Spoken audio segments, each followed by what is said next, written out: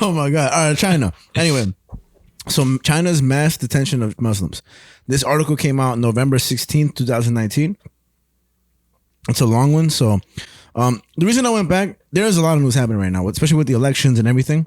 Mm-hmm. But I just came across this and I was like, yo, honestly, this is really interesting. And it's so long of a story that I'm not even going to cover the whole thing. I really encourage everybody else to go through the whole thing and read it. Do your own research. We're not here to fucking hold your hand unless you comment, like, and subscribe. Damn. Man. Grow up, bro. The article is called the Xinjiang Papers. Absolutely no mercy. Leak files expose how China organized mass detention of Muslims. It reads, more than 400 pages of internal Chinese documents provide an unprecedented look inside the crackdown of ethnic minorities in the Xinjiang region. It's by Austin Ramsey and Chris Buckley. November 16th, 2019. Okay. So it's an incredibly long read. I just broke it down. There are some sections that I do want to read because they're from the leaked papers themselves. Okay. But they're pretty short. You ready? I'm ready. Let's do it. Let's do it. Anyway, now in the Xinjiang region, which is spelled Xinjiang, relatives and parents of students were placed in detention camps, particularly Muslim ethnic minorities. The region of Xinjiang is a resource-rich territory located on the sensitive frontier with Pakistan, Afghanistan, and Central Asia. Within there, predominantly Muslim ethnic minority groups make up more than half the region's population, 25 million. The largest of these groups are the Uyghurs, spelled Uiguurs, who speak a Turkish language and have long faced discrimination and restrictions on cultural and religious activities. How much is how big are they? Like height wise? Number wise. In terms of population? Yeah. 25 million. They're the 25 million? Oh, like in terms of that area? Yeah. Well, I'm not sure, but they make up the majority of that population. Oh, half, more than half. More than half. Yeah, so okay. 12.5 and this and that, about 13. Okay. So authorities of the Xinjiang region, if I'm saying that wrong, I'm so sorry. Xinjiang, whatever. Not whatever, but you know what I'm trying to say. Sorry, I'm not the best. Authorities of the Xinjiang region released a method of classified directive advisement, aka the 403 pages that were shared with the New York Times. And what they were advised to do, the local officials, is to follow all the instructions and to lead the students, basically corner them, the students and the children of the detainees. So basically, all these papers were to instruct the officials how they were to interact with the detained parents, children, or students. You know what I mean? Or relatives. If the detained were to ask, "Where's my family?" local authorities were told to answer, "They're in a training school set up by the government." Damn. Yeah, the prescribed answer. That's how it began. If pressed, officials would tell students that their relatives were not criminals, yet could not leave these, quote, schools. The question and answer script also included a barely concealed threat. Students would be told that if their behavior could either shorten or extend the detention of their relatives.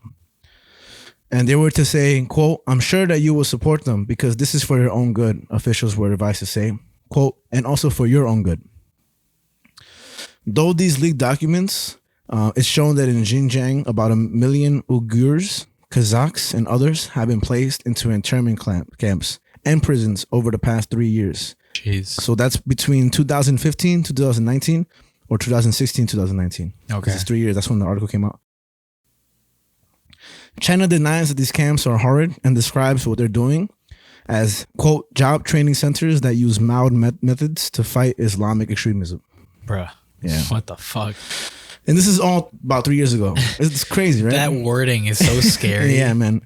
We're just doing this. Like, we're just your parents educating are fine. them. Your parents are fine. We're just educating them and just using mild precautions, you know? Chill the fuck out. It's not a big deal. You fucking pieces. Oh, no, it's paper. Read the paper. They're fine. They're perfectly fine in Chinese.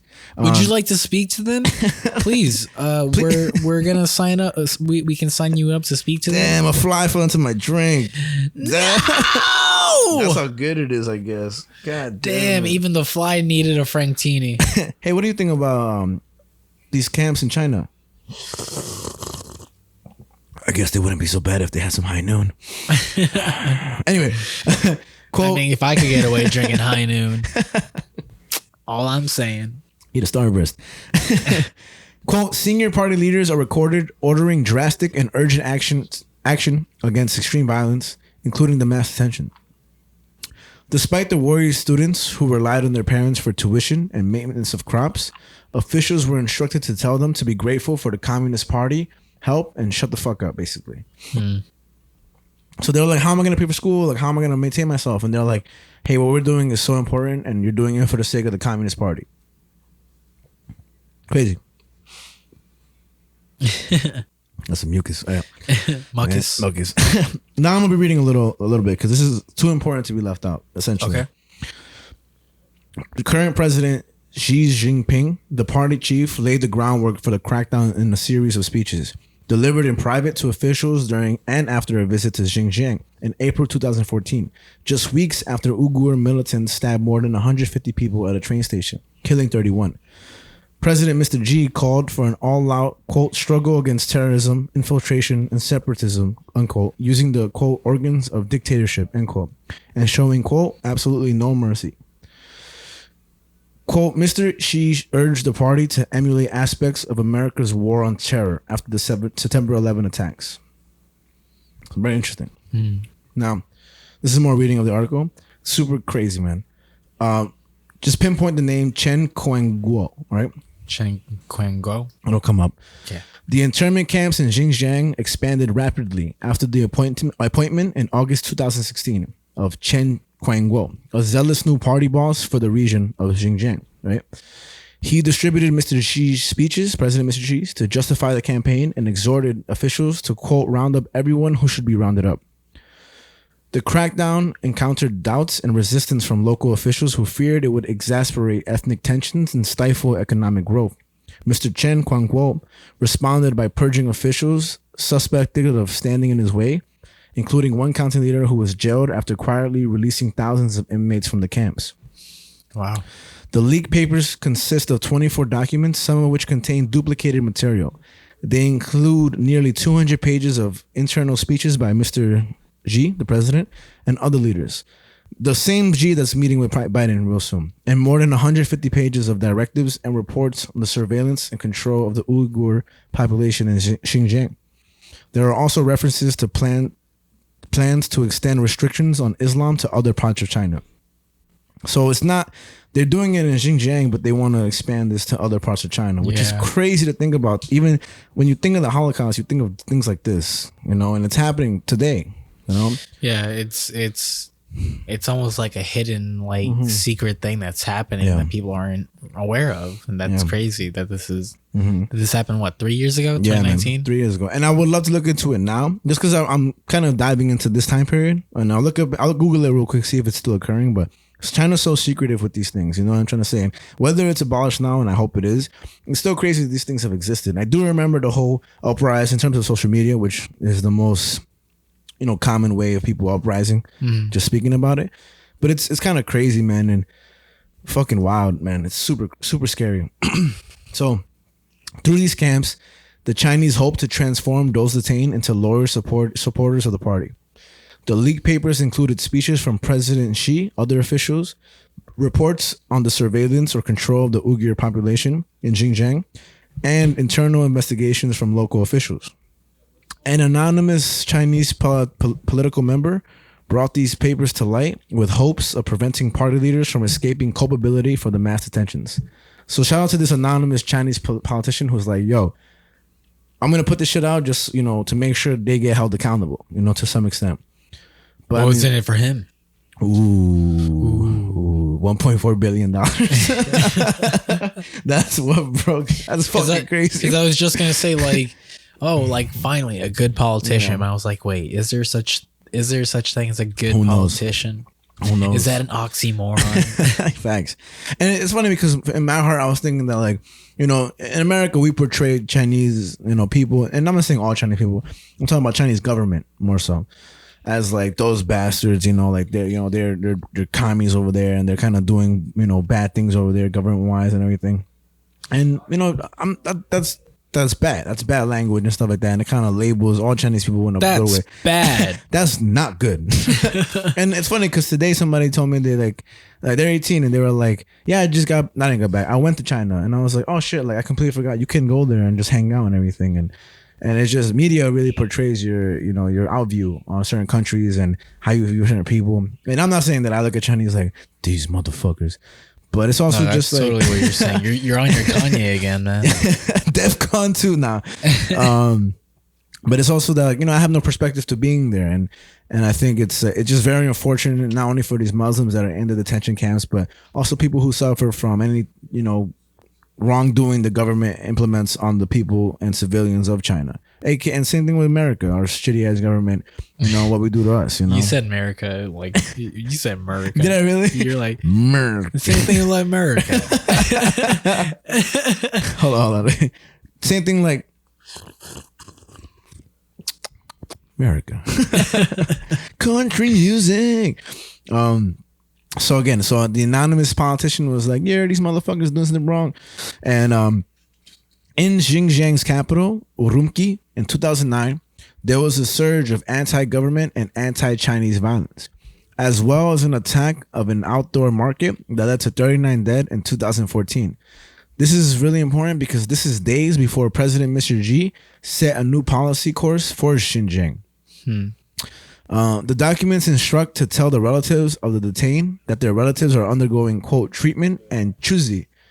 Chuzi is a euphemism used in party documents and it means punishment.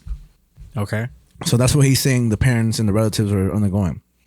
The smartest children of those detained are sent to universities across China in order to train a new generation of Uyghur civil servants and teachers loyal to the party. So they're basically taking away their parents. They're putting them in camps because they're Muslim and they're Islamic extremists. And of the children they're leaving behind, only the smartest get to go to university funded by China, only to conform them to be true communists. Yeah. That's fucking weird, man. That's so like, oh that's my God. That's not this year. That can't be, It's so systemic. It's so like. It's not real. It's Black Mirror. It just seems so deeply rooted in such a prime issue that's happening in China with its government, of just how much control they have over their citizens. That is scary. It's terrifying, and it's happening, in modern history. And this is one of the big reasons I want to cover this, because I'm reading this and I'm like, it just doesn't get, it gets more fake, more and more and more, and it's truly disturbing, man. This is the actual documents. The document warned that there was a, quote, serious possibility students might sink into turmoil after learning what had happened to their relatives. It recommended that police officers in plain clothes and experienced local officials meet them as soon as they return, quote, to show human concern and stress the rules. The directives question and answer guide begins gently with officials advised to tell the students that they have, quote, absolutely no need to worry, end quote, about relatives who have disappeared.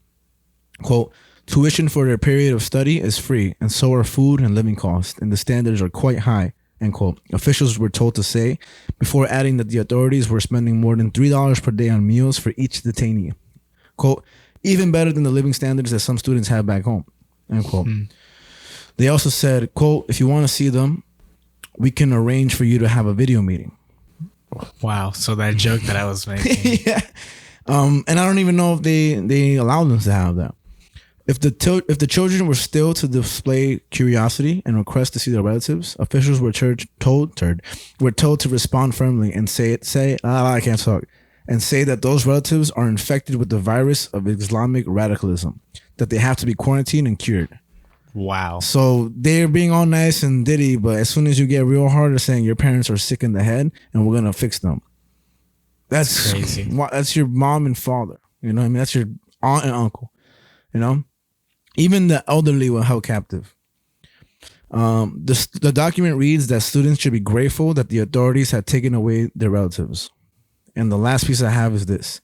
And mind you, this is like barely half the article, because it just goes on and on and on. And I have one piece of key things afterwards. But, quote, treasure this chance for free education that the party and government has provided to thoroughly eradicate erroneous thinking and also learn Chinese and job skills, end quote. One answer said, quote, this offers a great foundation for a happy life for your family. End quote. The authorities appear to be using a scoring system to determine who can be released from the camps. The document instructed officials to tell the students that their behavior could hurt their relative's score and to assess the daily behavior of the students and record their attendance at training sessions, meetings, and other activities. And that's where I'm going to stop with this whole thing. Okay. But it's fucking shocking. And later on, it shows that even Mr. Xi really represented the president, that he actually, empathizes with these religion outlooks, and he didn't want them to be treated badly or nothing. Yeah. But bro, it's a lie. It's all a lie. And it's terrible. And again, the reason I didn't go through the whole thing is because it does, get long, and I feel like getting the premise of everything, especially for those listening, even if we put it up on the social and stuff so people hear about it, just because it's really crucial. And again, listen to this, go read this article yourself. I went back to Alex Jones. But go read this article yourself. I'm going to say it one more time. It's by Austin Ramsey and Chris Buckley on the New York Times, November 16, 2009. Look up the Xinjiang papers, Xinjiang papers, and just look at the title, Absolutely No Mercy, Leaked Files Expose How China Organized Mass Detention of Muslims. And yeah, man, it's crazy, bro. To cover it is just insane, and it would be just another 40 minutes of me talking about this horror, But I'll send you the article so you can read it on your own and everything too. Just yeah, man. So what are your thoughts? What are your thoughts, opinions? Funnies? No, I'm kidding. It's fucking wild. It sounds wild. Unreal. It genuinely just I don't know. It just, the more you went on with this, I was it's kind of like what you said. It seems unreal. Yeah. Where it's just it's almost like a rabbit hole or a bee hole in itself. The biggest bee hole in the world, bro. Yeah, it's like 1 second it's we're fucking putting people in internment camps, and then the next second it's like we're fucking rehabilitating people to be communists. Yeah, man. It's like, holy shit. And imagine being the children of these people, man. I feel like that could be a movie. What the fuck? Probably starring Leonardo DiCaprio. DiCaprio? DiCaprio.